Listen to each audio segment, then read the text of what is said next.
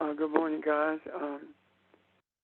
Thank you for joining us today. And I want to ask you if there are any questions from yesterday or previous sessions, or if there are questions about anything has,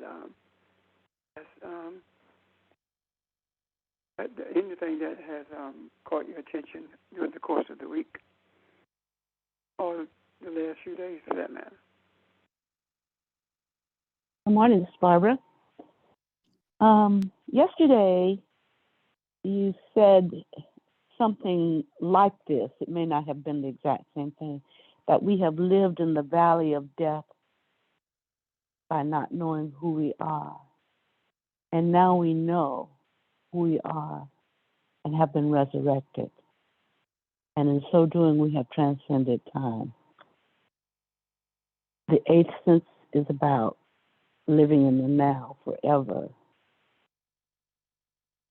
as we give love and kindness to those. I may have added a couple words. As we give love and kindness to those still in the valley of death who need resurrection. My question is the eighth sense, how does the eighth sense compare to the Sabbath, which is something that continues as well? The eighth sense compared to Sabbath in that the Sabbath is a continuous opportunity to not only recognize but celebrate knowing who we are. It is a period of thanksgiving for having been given the privilege of being given the privilege of living in this body for the express purpose of being as our Creator is. Just as the Sabbath is a continuous observance, the eighth sense is a continuous way of life, and both of them escapes verbal definitions, because both of them are spiritual experiences that never end, and you cannot have one without the other. The eighth sense is very difficult to experience if you're not experiencing Sabbath at the same time. Does that help, Bob? Yes, thank you. Anyone else? Good morning. This is Audrey. This is Audrey. I have a kind of follow-up question to that. We've been saying we've been saying the eighth sense, and my understanding is that it's akin to intuition, but more than that. But I think it would help clarify for me if we could. I know you just said you can't define it, but to say the eighth sense, and if I'm not quite sure what that means, I mean, if you could name it, then I could grasp it more. Because I know we've all grown up with knowing the five senses, and and then we sort of figured out we had a sixth sense, which is a spatial sense. And then I think we said the seventh sense was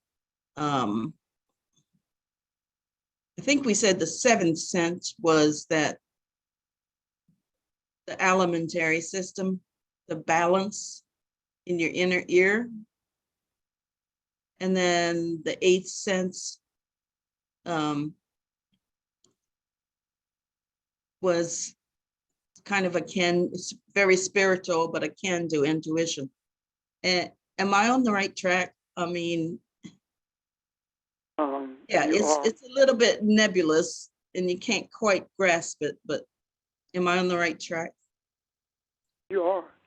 Intuition is what happens to us, or what we experience rather, before we understand what the eighth sense is. And I'll get back to that in a moment. Those experiences that we've had, such as the vehicle being on the, a cousin turning in front of you, those kind of things. But for lack of understanding, we have used an identifier from our vocabulary, and that identifier is intuition. However, it has always been a flash of the eighth sense, a flash of being attuned within the universe. It has always been that, but because we didn't know what it was, we used that term, and that term is not necessarily a wrong term for it. However, it does not give us a clear idea or clear understanding of what it means spiritually. When we talk about the eighth sense, we're talking about a beginning, a fresh beginning, a new beginning on a spiritual journey that we have been on without knowing it. So when we say intuitive, it is a word that is used to help those of us who don't clearly see what this eighth sense is to understand some semblance of what it looks like. The difference between the two is intuition is a fleeting moment, and the eighth sense is a continuous way of life. Being aware of the voice of the soul speaking to us, the voice of the universe guiding us, whereas intuition, it happens and then we go back to our everyday thoughts and ways of life. And does that help, Audrey? Yes, indeed. So it's intuition, it's knowing, it's connection, it's all of that rolled up into one. Yeah. Anyone else? Does that help you, Audrey?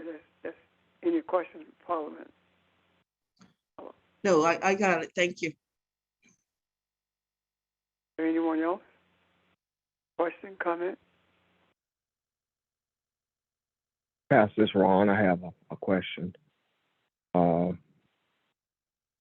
saw two images in the last couple of days. One was the civil rights marchers coming across the Pettus Bridge in Alabama, and seeing all the policemen standing there with guns and sticks. And the thought, as one of them said, of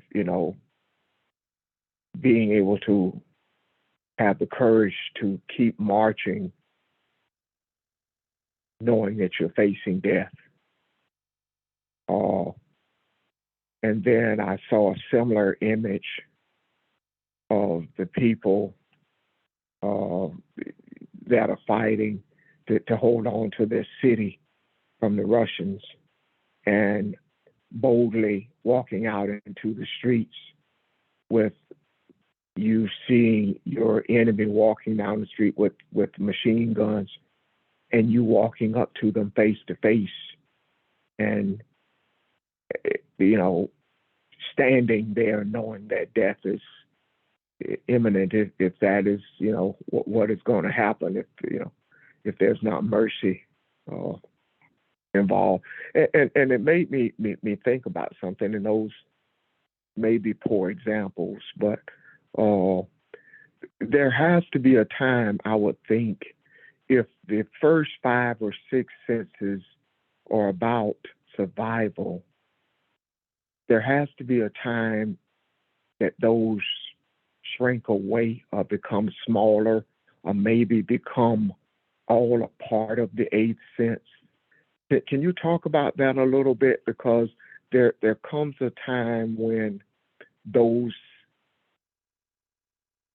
thoughts of survival may not be the most important thing, and what happens to those your senses at that point. I assume that maybe they all become one, and there is nothing that you differentiate between the 1 through 6. Or can you speak on that for a minute? Yes, I'll make every attempt to. First of all, when we're talking about coming across the Edmund Pettus Bridge, it goes far deeper than that. And there is a dichotomy to it. And that dichotomy is the ones who will walk into the jaws of death because of greed, because of selfishness. That energy is the same energy as was used crossing that bridge. However, it was repurposed for selfish reasons. The energy that you are speaking of is not an energy that's been repurposed for selfish reasons. It is being utilized for the purpose that it exists, and that is to rid humanity of oppression and bring humanity to a place of balance, even though those who are doing it call it equality or protecting my land. This energy was introduced to the earth from the beginning. It has always been present, and we've always seen it without really knowing what it is. We saw it when we looked at or were introduced to the story of the Zulu in South Africa against the British. We saw it in Jamaica when we saw the native Jamaicans and the Africans in the mountains of Jamaica fighting the British and winning. We saw it at the bridge. We saw it at every march, pretty much, that took place during the 60s. In Memphis, same thing. All of these marches were increasing the presence of the energy in the earth for ending oppression. We saw it in Tiananmen Square in China. We saw it in Russia, or seen it in Russia rather. So what am I saying? We also saw it with the Irish in New York in the 20s and 30s. What am I saying? What I'm saying is this. This has been a building of those energies in the earth across the annals of time. And this energy is now made available to those who are aware of who they are and who are aware of the spiritual nature of the energy and the purpose of the energy for bringing people from a state of oppression to a place of balance. Now, this is the thing that's different with the greed energy. This energy seeks to bring not only those who are being oppressed to a place of balance, but also bringing the oppressor to the same state of mind or state of being. And every time we talk about the exposure of something, as in exposing the underbelly of racism in this world, in this country, in the communities, that's the energy that does it, that brings it to the surface. If it does not reach a place of exposure, it does not touch the depth of the soul of those who have not been paying it any attention, because it has not been affecting them. Now that it is on the surface, now that we're seeing it, now that we're experiencing the oppressive energy, what's happening is the desire for what we call equality, which really is balance, is spreading exponentially. And now the continent of Europe is seeing this energy firsthand through the eyes of those who are on the Russian aggression in the Ukraine. There was something I saw earlier where these people in the U.S. came together and they rented hotel rooms for up to a year for people who had no place to go and no money to get out of Ukraine. And needless to say, the ones who were shown were Africans. And they intervened. They didn't say it, but they intervened because it wasn't so much they didn't have any place to go. They didn't have any place to go where somebody wanted them, i.e. Poland. So without the desire for exposure and without understanding the nature of the energy of exposure, this never would have happened. So we are in a unique place in this earth at this moment. That place where we are is filling a space that has been empty for quite some time. And that space that's being filled is the space of understanding the nature of the energy of deliverance. Does that help, Ron? Yes, sir. Thank you. Any other questions? Comments?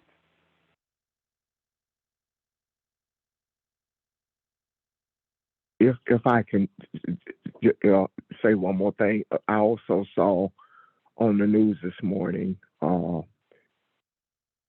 they are having the people in Russia are not buying the propaganda, and they are protesting as hard as anybody, and of course being met with a lot of resistance as well, and thrown in jail and that sort of thing. But it's funny that the Ukraine or Russia, nobody's kind of laying down with this. People are seeing it for what it is and opening their mouths and speaking their voices against it. The other thing that I thought was very significant is the people who are speaking up about the refugees or that are being allowed to come in this country when you have not allowed people of color who have had similar issues to come into the country. So it is something that Washington is being forced to revisit. And that just two things that I thought was kind of significant right now in this time. Oh, very much so. And those, what you just talked about is the evidence of the energy of the deliverance reaching a resistance, coming to a place of resistance. And you will not at any point transform abused energy into energy that is useful for humanity without resistance. If two energy forces collide, there is resistance until they become the same or one dominates the other. So what we are experiencing now is that type of warfare between the energies.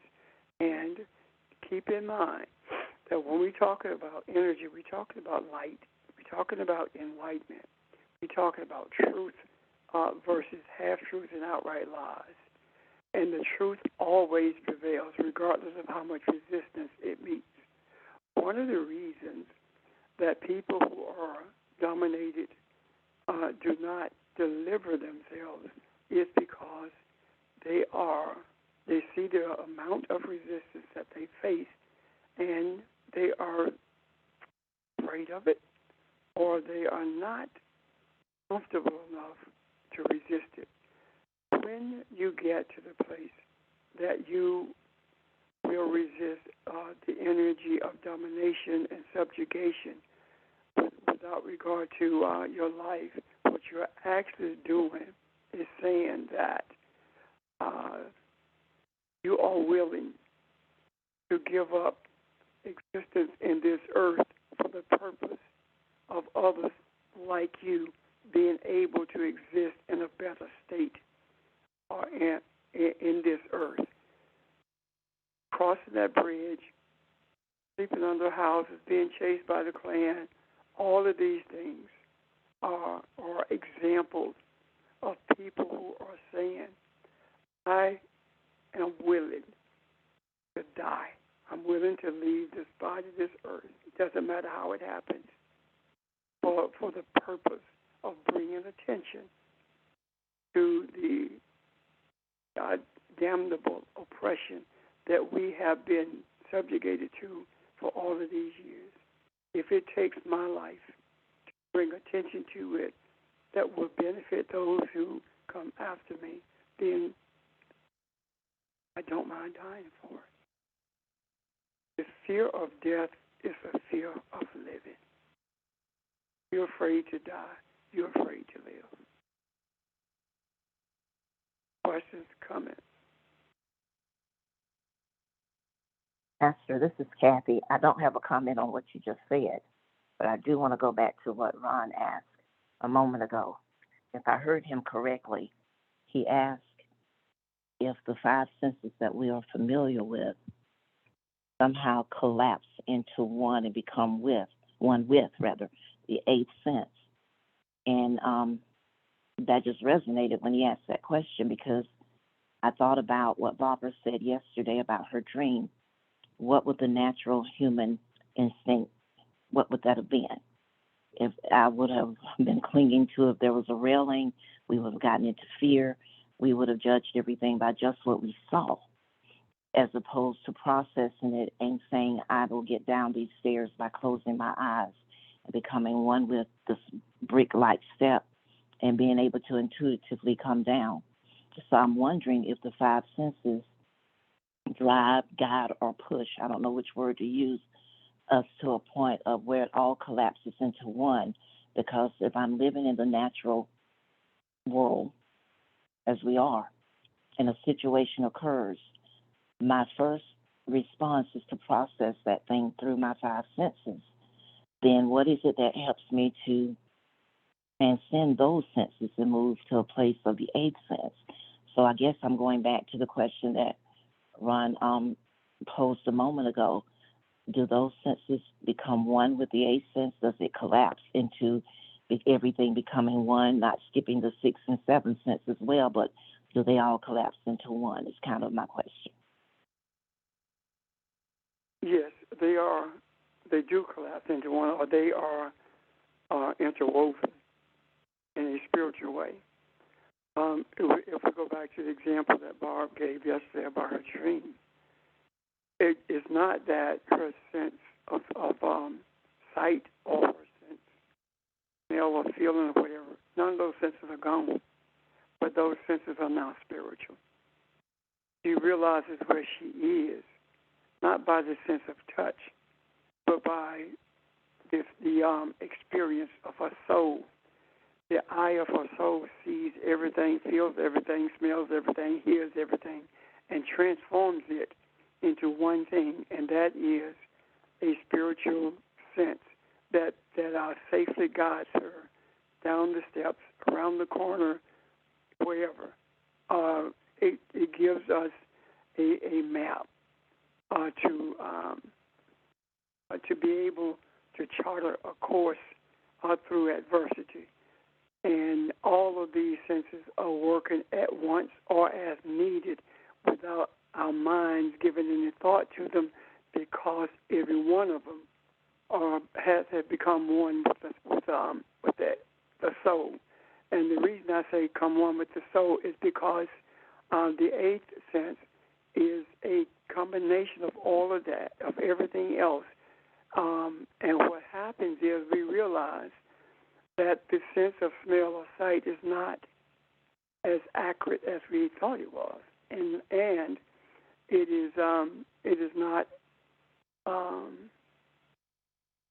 at all what we thought it was. Matter of fact, because our natural senses are there to guide the physical body until we begin to see that we are indeed spiritual entities. Once that happens, even if you're driving a car, you're not driving that car with your natural senses. Right now, when you get in a car, you don't think about, there's a car in front of me. that's car beside me. What happened? What's happened? We say that we are driving it from intuition, or we're driving it through rote behavior. But in actuality, we're driving it from a spiritual place.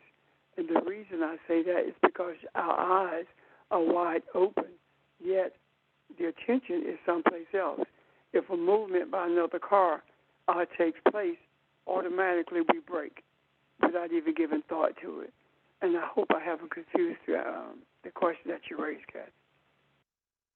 No, that makes sense. I just didn't want to miss that point because I thought that was very important, and because I had not thought of that until he said it. But everything is working in tandem and becoming one, and I just wanted us to go back and address that. So thank you. Now, and I don't want us to continue to talk about becoming. I'm going to tell you why. We did not get to this place on this journey until we started seeing that it's not, as long as we talk about getting there, we never get there because we are always looking for something ahead. But the moment we start talking about we are on this journey and we are seeing what we are being shown right now, it is no longer looking for anything, it's becoming everything. Does that make sense? Yes, it does. Thank you. So we are not becoming Elohim. We are not becoming aware of being Elohim. We are Elohim. And the only thing you can do after that is embrace it. If I say that you are a man, you are a woman, you are a human, you are a person, all of those things you don't give a second thought to. You just embrace it. Yeah, you're right, I am. And that's it. That's how we have to be when we are talking about who we were created to be. It is irreverence to our Creator for us to be in denial or uncomfortable with embracing who we were created to be. There is disrespectful.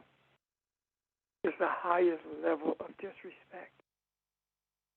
It is no different than being in denial about your parents or your family connections.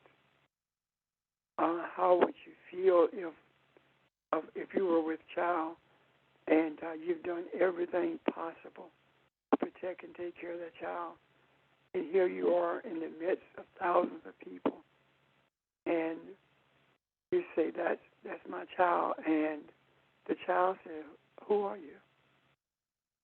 I don't know that person. I'm not their child. I can't be their child until I die. How would you feel? These are some of the things that we need to take into consideration as we stay on this pathway that leads us to truth. Because regardless of having been resurrected, we are still on the pathway of truth. Why do I say that? It's not that we're traveling to get truth. The pathway is truth itself. And if the pathway is truth itself, and we become one with everything, then we are truth also. And as we stay on this pathway, we begin to see more and more of what truth looks like, what truth is like. We begin to have the experiences that can only come from this deep desire for truth itself. That makes sense? When Jesus says, I am the way, the truth, and the life, he is talking about you. He's talking about me. He's talking about all of us. We are the way. We are the pathway to truth. And we are the gateway of life itself. Does that make sense? Yes. Thank you. The other thing is this. Jesus never said, I'm going to be. He always said, I am, which means that I'm in that state now. Now keep this in mind. Jesus said, I and the Father are the same. We are one. I am, and a boom, I am one with the universe, is what Jesus said. Yet, in that garden, as Jesus spoke with a boom, he says, if it be your will, let this cup pass from me. That did not mean that he was no longer one. That meant that he had some trepidation about exiting this body that he had grown up in. And I think it would do us well to keep that in mind. And he never shied away from the I am and reverted to something that would say, I'm going to be. It was always I am. And that's exactly what we must be in order for us to know and experience what the eighth sense actually is. The label eighth sense is simply an earthly label with a spiritual meaning. We get earthly labels, we get earthly language because that's what we understand. And the earthly language helps us and guides us to the spiritual reality of what that language is making an attempt to relate to us. So when we talk about an eighth sense, it's all because the Creator has already shown us what eight means. The Creator has already shown us what senses are. And if the senses are the senses that we experience as physical beings, if they are protection for the body, for the physical body, then when we are embracing the eighth sense, then what is that? What does it protect? It protects humanity. It becomes the wings of the hen that brings the brood under them. It becomes the umbrella. It becomes the fence around those who are being manipulated. It becomes a wall of protection, which means that we become that wall of protection. We become that space between the arrows and those who are being killed. We are the ones who are the vanguard, the tip of the spear. Nothing can get to humanity without coming through us first. You've heard me say that I am the shepherd, and by me being that, nothing comes to you without coming through me. I got you.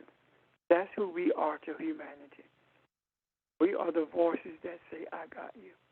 Even though there are no ears to hear it, there are hearts that embrace it without even knowing it. That makes sense. Any questions or comments? That makes sense, real. Thank you, sir. Comment.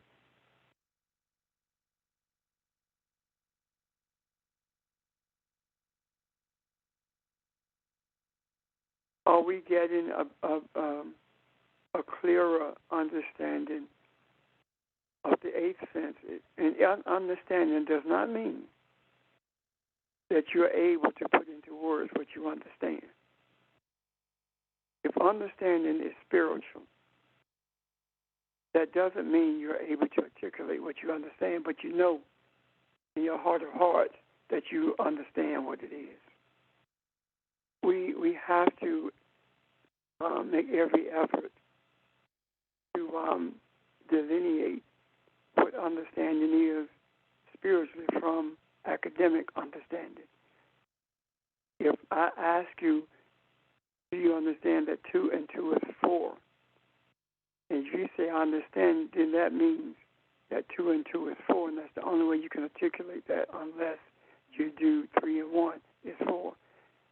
If you do it that way, then spiritually you are not able to necessarily say 2 and 2 is 4, 3 and 1 is 4. You're not necessarily able to do that. You just know in your heart of knowing that this is real. That's what we talk about. I mean, that's what we mean when we talk about something resonated deeply with us. We know it. It's not that we have faith in it. We know it. The faith in something that we have been taught is totally different than what faith is. So we are at a place now where we understand that spiritually, faith is more about having integrity in our Creator, in the universe, in a room. That integrity of the universe is the same integrity that we must have when it comes to bringing deliverance to humanity. Is that clear? Or are there questions or comments about it?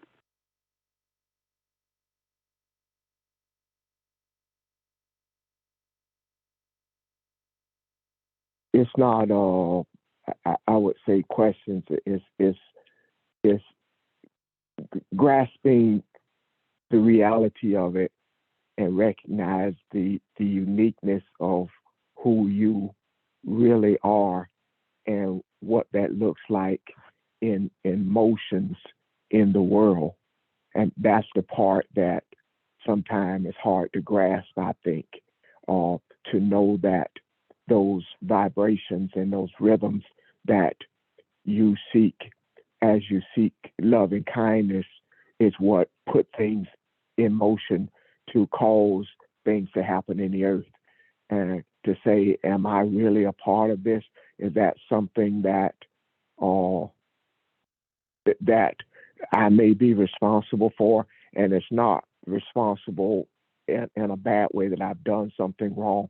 It's just we've never thought about what these things would look like, how putting love and kindness and forgiveness into motion makes the world react and what it looks like. And that part, sometimes we don't recognize or know what to do with, but you are a part of that. And as we've said for some time now, we've reached a point where the mind cannot logically put these things together and say, okay, if I do A, B, and C will happen. It may not look like the B and C that you originally thought you'd see, but eventually maybe B and C does happen, just in a different way. So that's the part that I think at least sometimes I struggle with, to know that the things that you see are in motion is what has to happen so that it can change hearts and minds. And you don't always see yourself in that. So if that helps at all. Well, I Go ahead. I'm This sorry. is Barbara. Oh, go ahead. Go ahead. I'm sorry. Go ahead. No, Ron, finish your thought. I was just going to say, I hope all that made sense. That's all. Thank you. I'm getting, I guess, more and more of an understanding of what it means to trust what you be and not what you see. We've talked about intuition, and we've talked about the connectedness of everything, and knowing that and experiencing that. And we talked about a sense being one of experience. And when you experience what you are. And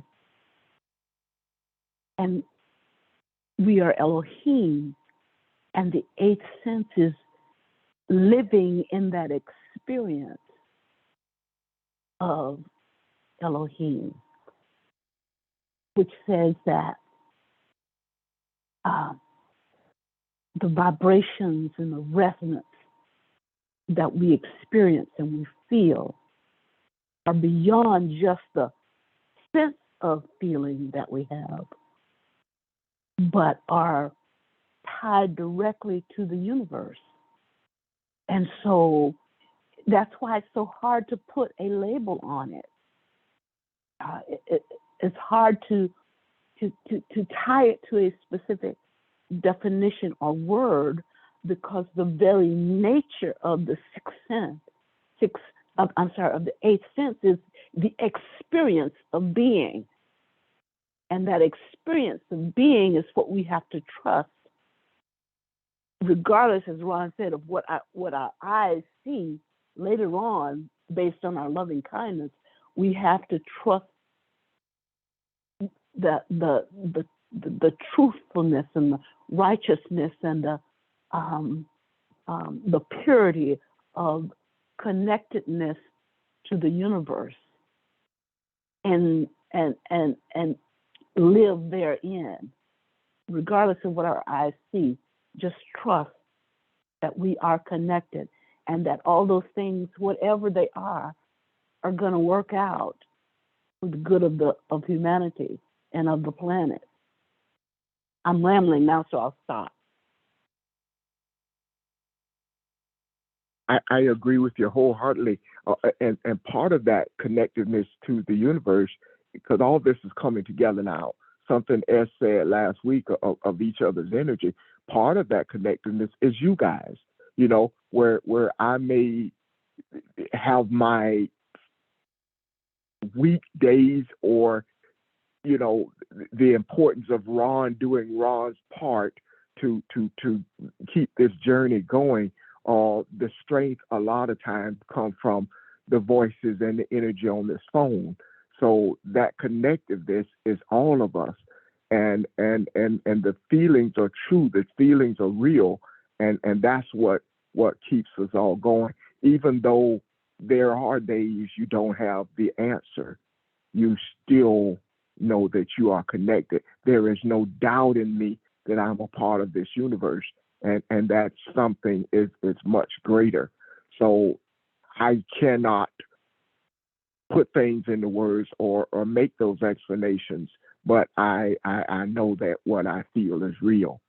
So yeah, I agree with that. That really kind of, just kind of settled it all. Thank you. Anyone else?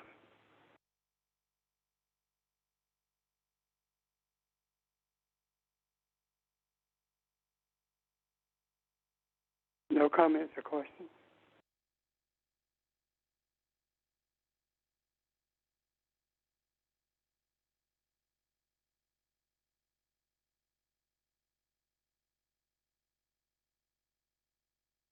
Okay. No, I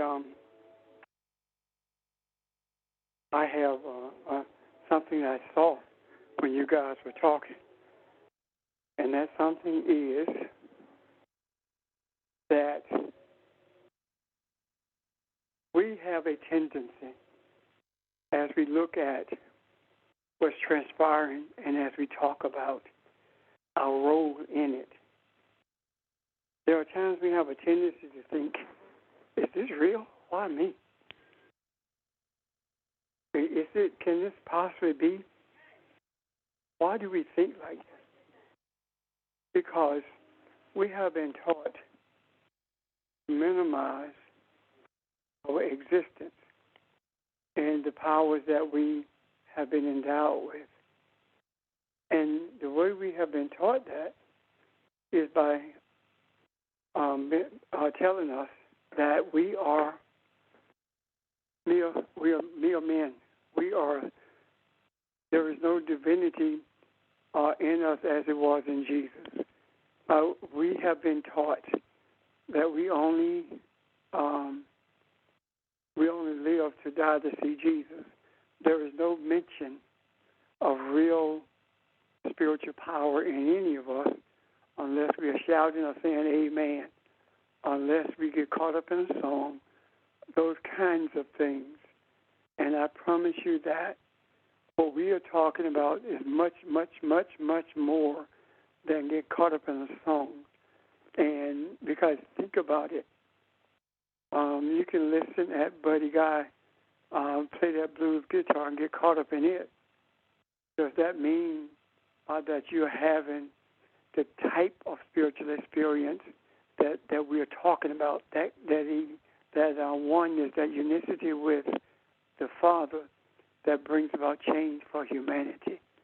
Or are we having an experience that allows us for just a moment to escape the heaviness of the burdens that we carry in this earth, burdens that we did not bring to ourselves, but burdens that were put on us by teaching us we're less than, as opposed to being equal to. So I know for me personally, I had to get beyond thinking, are you crazy? What makes you think that you are part of this or you can do this? What makes you think that? And the thing that helped me get through it is, why not me? What made Jesus who he was? How come I'm not the same? And get into that place of embracing it without questioning, being separate from everyone in terms of physicality and in my own thoughts. When those thoughts are brought to me or come to me about who do you think you are type thoughts, I don't entertain them anymore. And I remember very, very clearly when there were statements I would make. Other pastors, their members were there when I was teaching, and they would say to their members, who he think he is? Jesus? But they would never say it to me. And when it was brought back to me, I asked them about it. Then they would say, yes, I said it. Who do you think you are? Well, I had to get past those things, and we have to get past that. Stop asking yourself, why you? Stop saying to yourself, can this really be true? Did I influence that? Yes, you did.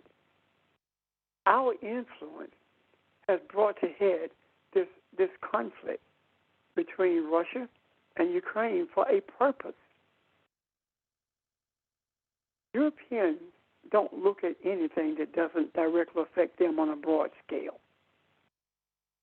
On a smaller scale, you look at what happened with George Floyd, and Europeans started looking at that, and they dealt with that to a degree.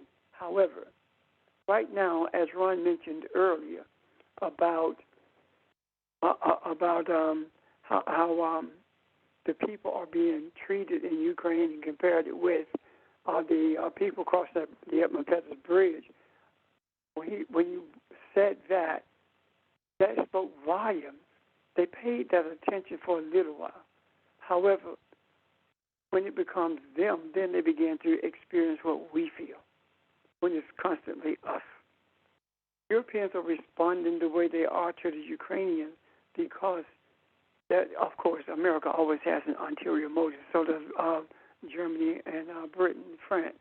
However, I'm looking beyond those ulterior political motives to the motives of the people who are responding.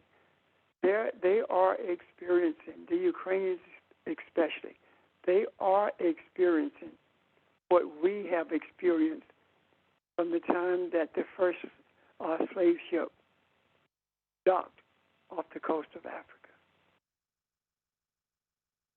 And those experiences are horrific, just as ours are. Yet, there are times when it takes things that are horrific to get attention for change. And that change is coming because of you. You desire it, and you are seeing it. So don't deny the role that you play in it, not just the exposing of it, but bringing it to a place of peace and balance. And I hope that makes sense and that's clear, because I'm sure that I'm not the only one who has gone through or is going through the period of saying, why was I chosen? Oh, is this true? Or am I just making this up type thing? Questions, comments?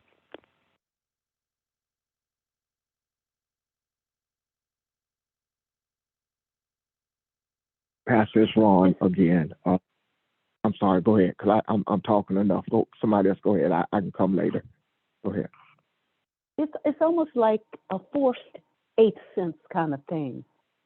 Yet people don't understand it as an eighth sense kind of thing. It's like a forced, the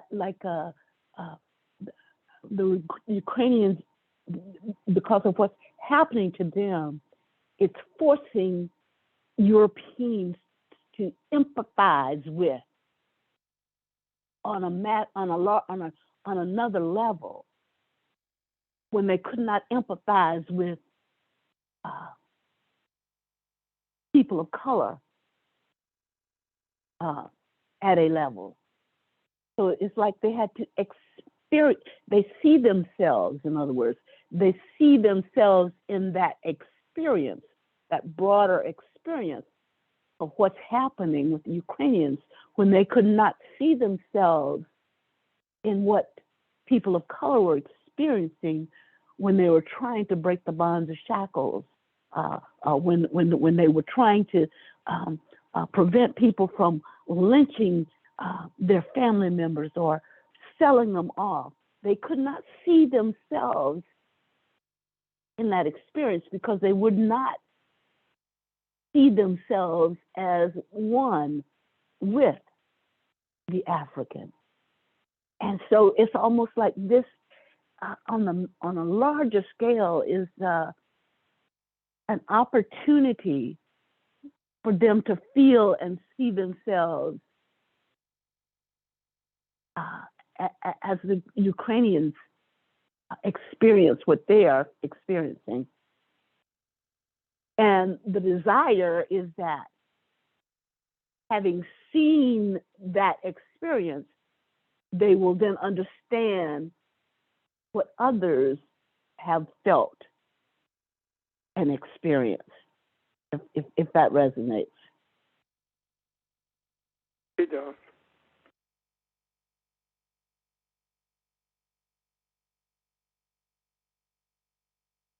Anyone else? Any questions or comments?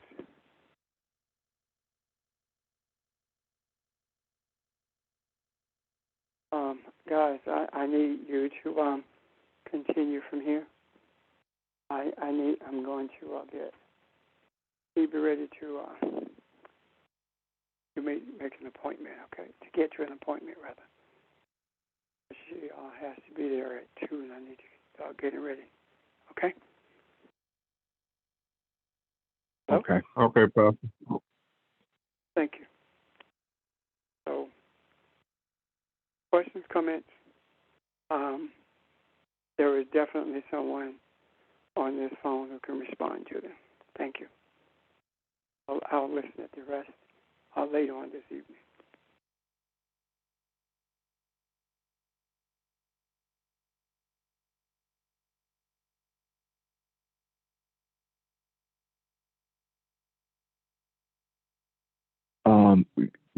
Guys, I guess just one of the things I was going to say was how I kind of helps me, what I do differently, I guess, helps me look at things. There is some scripture that I've been looking at in Genesis for a couple of weeks now that I don't quite understand. And it's nothing new. It's something we looked at as a group before and something I've looked at before. And I see it in part, but I don't see all of it. But I trust through experiences, whether it be individually or us as a group, that the answer will come and I see it. And I kind of feel like that with the experiences now that we have across, we're seeing across the globe. These things appear to be external, and I don't see them that way anymore. I see them as something that is necessary to take place, and I am responsible for dealing with it. Dealing with it, I don't know except how to embrace it and have compassion for the people that are going through it.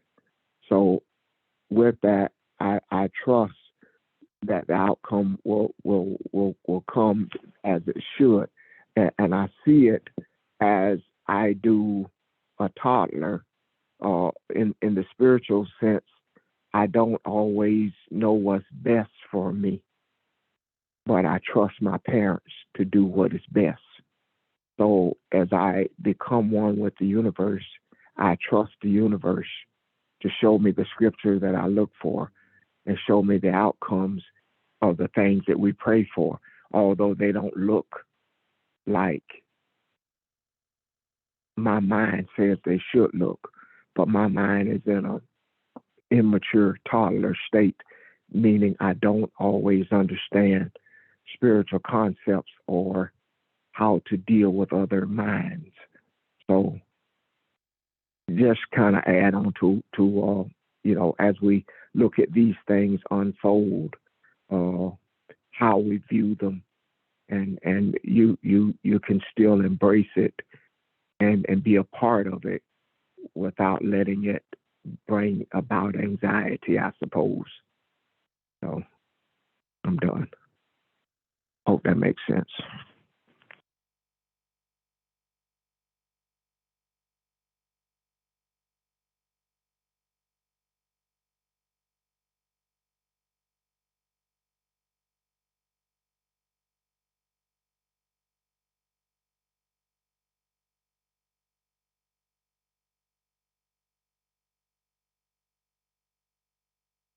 Hey, Ron, this is Charles. Every nation is always, talk about their Holocaust and all what they've been through, and everybody always, is sympathetic to it. And I'm always seeing, every time we talk about our Caucasians don't want to hear it, and not only don't want to hear it, don't want to give us anything for what happened to us.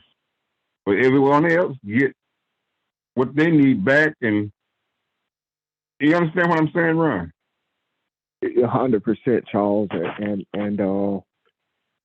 you bring about a good point that I think is worthy of discussion, and that my question is that kind of thought healthy for us from a spiritual perspective? Because I have those same thoughts when they talked about the refugees and some of the things that go on in other parts of the world, when they talk about not wanting people of color in the country. In my mind, I separate us from those other people.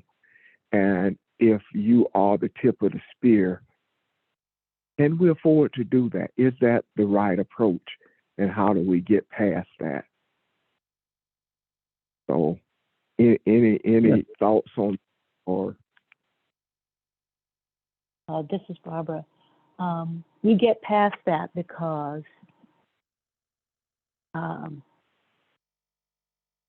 these are not necessarily people of color, but people of color are infusing into the macro loving kindness and compassion on their behalf as well as on behalf of others. And so this is our opportunity to put what we've experienced out there and make it available on a much larger scale, and trust what you just said, Ron. We trust the universe then after we do what we're supposed to do, because that's who we are.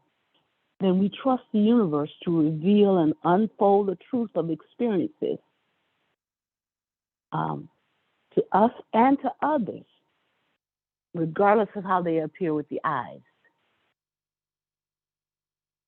We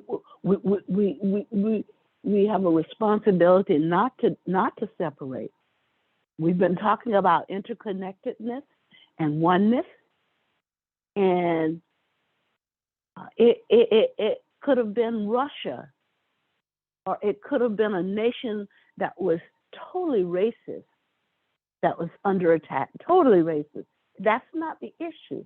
The issue is, how do we respond to what is?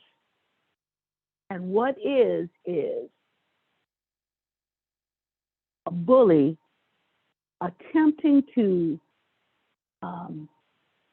suppress and overthrow another nation for greed and power. And so it doesn't matter the color or the race. The issue is, how do we respond to that? Seeing everything that's happening, seeing moms and babies and families being ripped apart, much like our ancestors were. But the issue is, we can't just look at it in the vacuum of our ancestors. Because of who we are, we've got to take the broader view of looking at it and responding in that way, if that resonates. Barbara, it's almost like when God said, when he smacked that cheek, turn to the other cheek. In a sense, but that other cheek, that turning of the other cheek, is not in malice, or not to tick the other fellow off, or to make him mad because he didn't rile you up. It's doing it because that turning that other cheek is understanding that there may be a lack of compassion on the fellow that hit you in the first place, and the turning of the other cheek has to do with also giving him the other one and saying, okay, perhaps as you do this, through this all, when I show you love and compassion, that at some point in time, you'll get the point. You'll get the point that it doesn't do any good to try to hurt or injure someone else. You'll get the point that there's more to trying to step on someone or overpower them or steal from them, that you'll get the point that in spite of it all, we are the same.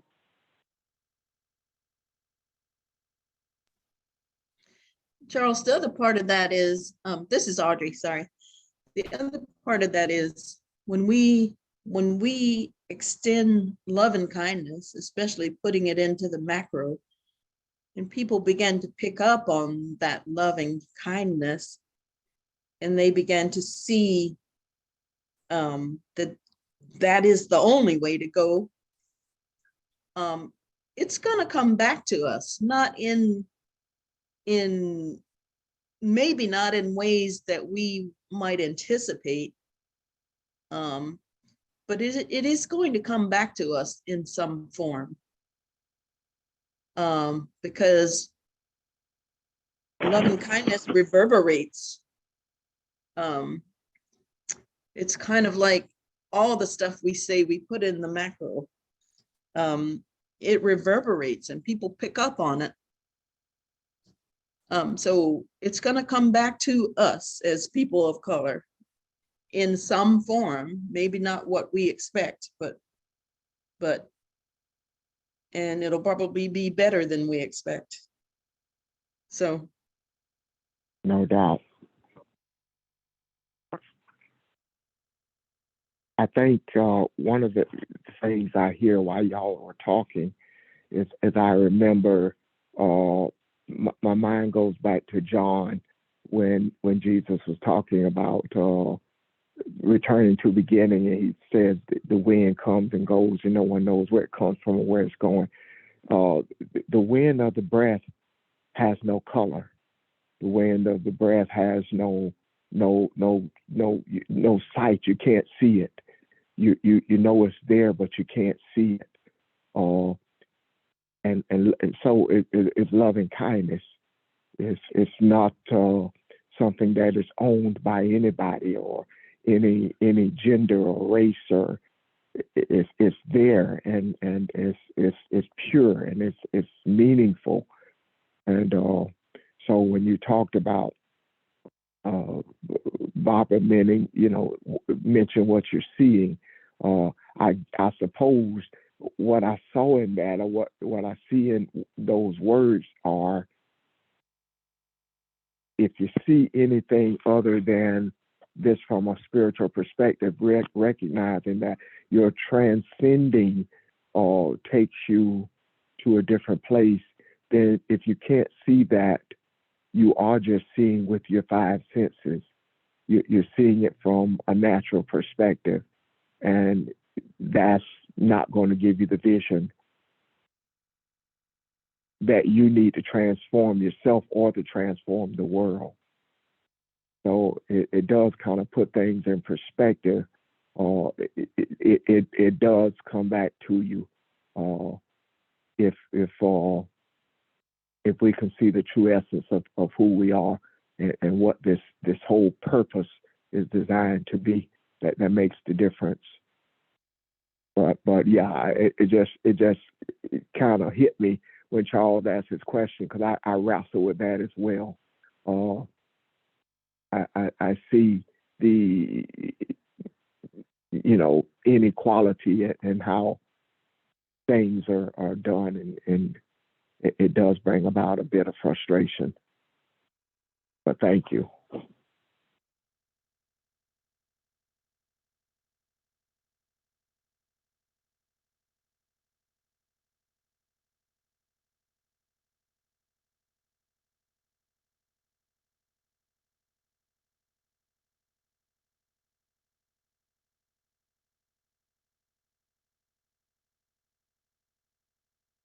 Anyone else in the questions or comments?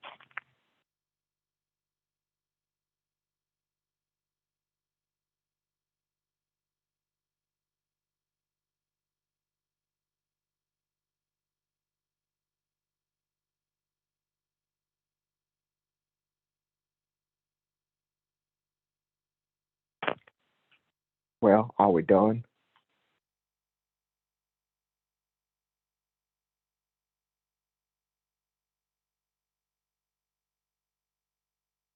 Okay.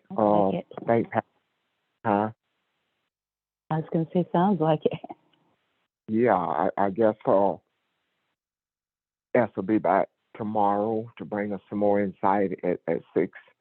I'm really enjoying the discussion, and I hope it all makes sense. If not, I think we were pretty much driven by questions today, and hopefully these opportunities bring about more clarity.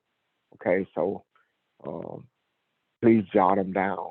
And something that was said today, I think, in different words, and I'm about to say, these aren't concepts anymore that we're going to be able to clearly define, but I think you're experiencing more than we think we are, and it resonates with you, and you all, we may be at a point, or I know we're at a point where there are things that we're going to understand at our own place, at our own level, based on our own experiences. But when this is needed, all those pieces will come together. That's been our experiences in the past, and I see no reason why this would be anything different.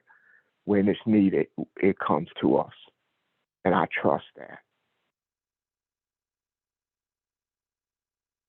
So hopefully this is not something that gets us frustrated if you feel like you're not getting it. But please bring about questions. Okay? Any questions or comments before we call it a day?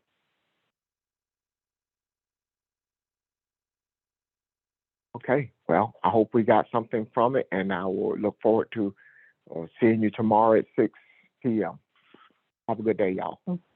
Thank you. You too. Thank you. Bye, everyone. Bye. Thank you. Tomorrow. Bye. Bye. Bye. Thank Have a you. good Bye. afternoon, everybody.